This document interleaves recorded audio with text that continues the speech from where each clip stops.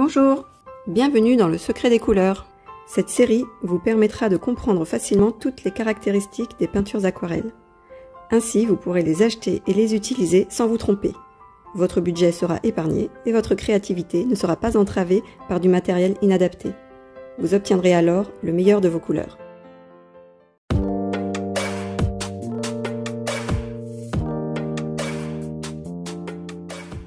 Avec cette vidéo, vous allez comprendre les caractéristiques des peintures aquarelles. Les connaître est important pour acheter vos peintures sans avoir de mauvaises surprises, surtout si vous êtes débutant. Je vais vous parler ici de toutes ces informations, parfois codifiées, que vous retrouvez sur les emballages des peintures ou sur les nuanciers. Il va être question de la composition des peintures, sous quelle forme on les trouve, la qualité, les pigments, l'opacité, la permanence, le pouvoir teintant, la granulation, la toxicité et le prix bien sûr. À la fin de la vidéo, vous saurez faire la différence entre deux couleurs qui ont une teinte quasiment identique et qui pourtant sont bien différentes, comme celle-ci par exemple. Premièrement, la composition des peintures aquarelles. Elles contiennent tout d'abord un pigment ou un mélange de pigments, qui sont des poudres très fines qui donneront la couleur. J'en reparlerai un peu plus loin dans cette vidéo. Ces pigments sont mélangés avec un liant, en général la gomme arabique. Ce liant est soluble dans l'eau, ce qui veut dire qu'il suffit d'ajouter de l'eau à la peinture pour la rendre liquide et pouvoir l'appliquer avec son pinceau. Ensuite, une fois sec, le liant aura fixé les pigments sur la feuille, tout en restant transparent. La transparence est une caractéristique importante de l'aquarelle qui la rend si unique et la distingue d'autres techniques, comme la gouache par exemple. Aux pigments et aux liants sont ajoutés des adjuvants qui vont permettre de moduler certaines caractéristiques de la peinture. Par exemple, la glycérine ou le miel vont permettre de capter l'humidité et la garder plus longtemps, rendant les peintures plus crémeuses et améliorant leur brillance. Deuxièmement, les différentes formes. Vous trouverez les peintures en tube, qui ont une consistance pâteuse, ou sous forme solide, sèche, en godet ou en demi-godet. Il existe aussi des crayons ou des feutres aquarellables, mais je n'en parle pas car c'est à mon avis une technique complètement à part. Il existe aussi des sticks, mais c'est un peu plus marginal. Pour débuter, je conseille d'utiliser la peinture sous forme sèche, donc en godet ou demi-godet, que vous réactivez avec votre pinceau mouillé. Ça permet de mieux doser la peinture et de ne pas en gaspiller. Le risque de l'utiliser directement sorti du tube lorsqu'on n'en a pas l'habitude, c'est de l'utiliser beaucoup trop épaisse, comme de la gouache, ce qui n'est pas du tout l'objectif. Les tubes sont cependant intéressants car ils sont plus économiques. En effet, un tube de 5 ml est souvent le même prix qu'un demi-godet de 2 ml. Vous pouvez remplir vos demi-godets vides avec la version en tube et attendre qu'ils soient complètement secs pour les utiliser. Troisièmement, la qualité de la peinture. Quelle est la différence entre les aquarelles dites fines ou études et extra fines ou professionnelles? Dans les gammes extra fines ou professionnelles, les pigments sont généralement de meilleure qualité, plus concentrés et broyés plus finement. Vous avez donc des peintures aux couleurs plus intenses et lumineuses. Mais il n'y a pas vraiment de standard, et personnellement, je trouve que les gammes études de certaines marques sont vraiment bien, alors que pour d'autres marques, elles sont très moyennes. Notez qu'il est parfaitement possible de mélanger des peintures études et professionnelles sur sa palette et dans une même œuvre. Les caractéristiques que je vais vous présenter maintenant ne sont pas toujours fournies par les fabricants. Lorsqu'elles sont indiquées sur les emballages et les nuanciers, c'est un signe de qualité. Quatrièmement, les pigments utilisés. Ils sont identifiés par un code qui permet de s'affranchir de leur nom chimique souvent un peu barbare.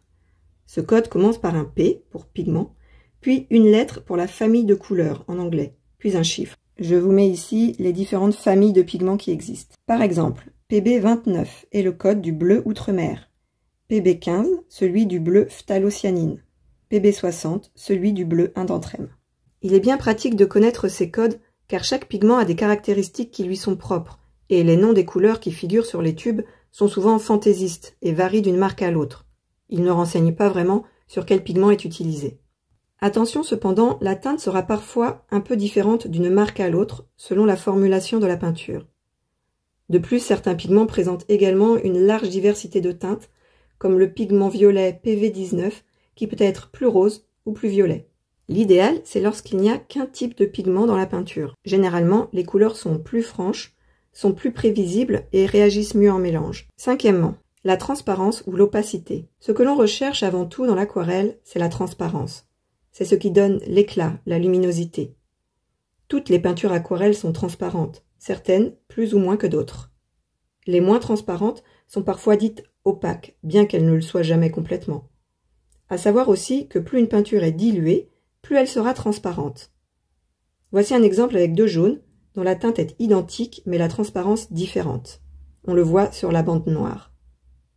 Sur les nuanciers et les tubes ou godets, vous trouverez les symboles suivants. Souvent un petit carré, plus ou moins noir. Sixièmement, le pouvoir teintant, staining en anglais. Il peut être représenté par un chiffre de 1 à 4, comme chez Daniel Smith, ou parfois comme un petit triangle plus ou moins noirci.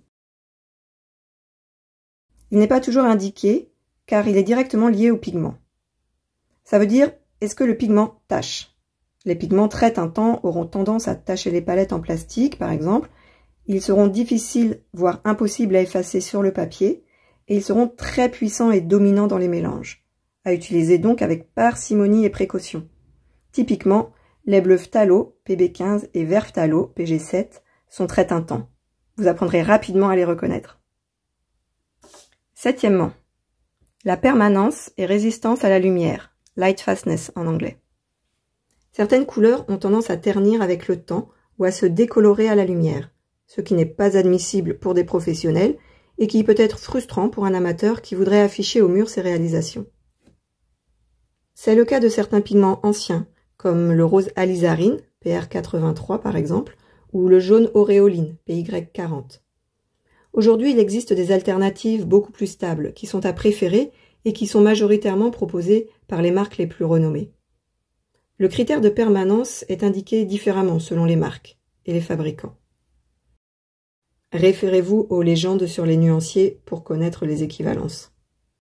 Huitièmement, la granulation. Certaines peintures et certains pigments ont tendance à granuler plus ou moins. Ça veut dire qu'au lieu de donner des aplats bien lisses, ils auront un aspect un peu floconneux. Ce n'est pas un défaut, c'est même quelque chose qui peut être recherché et apprécié, mais c'est vrai que souvent, lorsqu'on débute, on n'aime pas trop ça. Moi en tout cas, quand j'ai débuté, je n'aimais pas ça du tout. Sur les nuanciers, vous voyez noter un G pour les couleurs qui granulent, mais sans indiquer si elles le font beaucoup ou un peu. Neuvièmement, la toxicité. Certains pigments utilisés ont une certaine toxicité. C'est à savoir, surtout si vous avez des enfants dans les parages ou si vous voulez utiliser des pigments moins polluants. Les pigments toxiques sont principalement ceux qui contiennent du cobalt, du nickel, mais surtout du cadmium, qui serait cancérigène. Personnellement, je n'utilise plus aucune peinture avec du cadmium. Certes, leurs couleurs sont très intenses, mais elles sont très chères et bien trop opaques à mon goût. Il existe bien d'autres pigments qui les remplacent avantageusement. Ces couleurs qui copient les cadmiums sont parfois appelées nuances de ou imitation. Les pigments contenant du cadmium sont PY35 pour les jaunes, PY37, jaune orangé, PO20 pour les oranges et PR108 pour les rouges. Dixièmement, le prix. Sur les nuanciers, vous voyez parfois apparaître le groupe de prix. Par exemple, chez Winsor & Newton ou Daniel Smith, les séries 1, S1, sont les moins chères et les S4, série 4, sont les plus chères.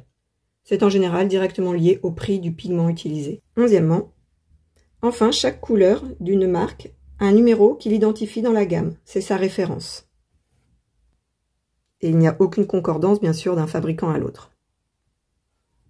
Reprenons notre exemple du début. Je souhaite acheter un jaune froid et j'ai la gamme Winsor & Newton. Je vais avoir par exemple le choix entre celui-ci qui a la référence 0,86 et celui-ci qui a la référence 722. Ils ont une couleur qui est vraiment très similaire. Je vois que celui de gauche a un pigment PY35. C'est un pigment qui contient du cadmium et donc qui est un peu toxique. Et par là même, il est opaque. Je le vois avec ce petit carré noir. Il sera aussi cher, S4, et le ST veut dire staining, donc il sera très teintant. Celui de droite a le pigment PY175, qui est un pigment qui est moins cher. Je le vois, c'est la série 1, S1, et qui est plus transparent. Le carré est moins noirci. Il est aussi teintant, les autres caractéristiques sont identiques. Ainsi, vous pouvez choisir avec toutes les cartes en main. Moi, personnellement, je choisirais celui-ci, le 722. Voilà, cette vidéo est terminée. J'ai essayé de la faire la plus courte et informative possible. N'hésitez pas à aller voir mes autres vidéos et à vous abonner pour en savoir encore plus sur les couleurs et l'aquarelle.